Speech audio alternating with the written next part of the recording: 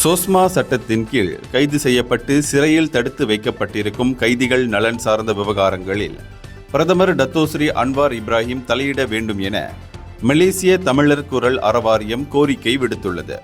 சிறையில் கைதிகள் எவ்வாறு நடத்தப்படுவார்கள் என ஏற்கனவே கருத்துரைத்த பிரதமருக்கு அக்கைதிகளின் குடும்பத்தார் படும் வேதனை குறித்து நிச்சயம் உணர முடியும் என அதன் தலைவர் டேவிட் மார்ஷல் கூறினார்.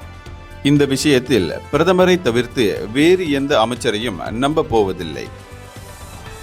தங்களின் கோரிக்கைகளுக்கு உள்துறை அமைச்சர் டத்தோஸ்ரீ சைஃபுடீன் இஸ்மாயில் நசுத்தியோன் செவி சாய்ப்பார் என பெரிதும் எதிர்பார்த்து ஏமாற்றமே மிஞ்சியதாக கைதிகளின் குடும்பத்தாருடன் நேற்று மதியம் நாடாளுமன்றத்தின் முன் கூடிய அவர் சொன்னார்.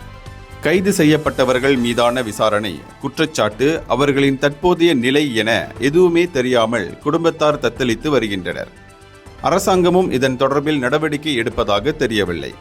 அதே சமயம் சிறையில் கைதி மரணம், கைதிகள் தாக்கப்பட்டனர் என்ற செய்திகள் மட்டுமே வெளிவருகின்றன.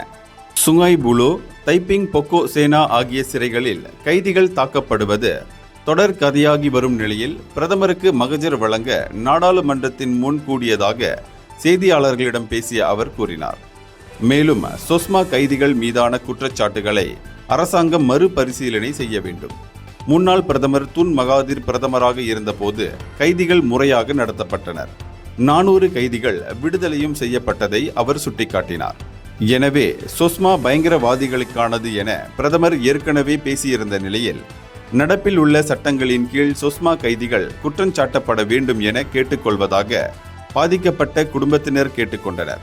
இதற்கிடையில் பிரதமரின் சிறப்பு அதிகாரி சண்முகம் மூக்கன் நாடாளுமன்றத்தின் முன் கூடியிருந்த பாதிக்கப்பட்ட குடும்பத்தினரின் கோரிக்கைகளை கேட்டறிந்து மகஜரையும் பெற்றுக்கொண்டார். அதனை உடனடியாக பிரதமரின் பார்வைக்கு கொண்டு செல்வதாக உறுதியளித்தார் என டேவிட் மார்ஷல் கூறினார்.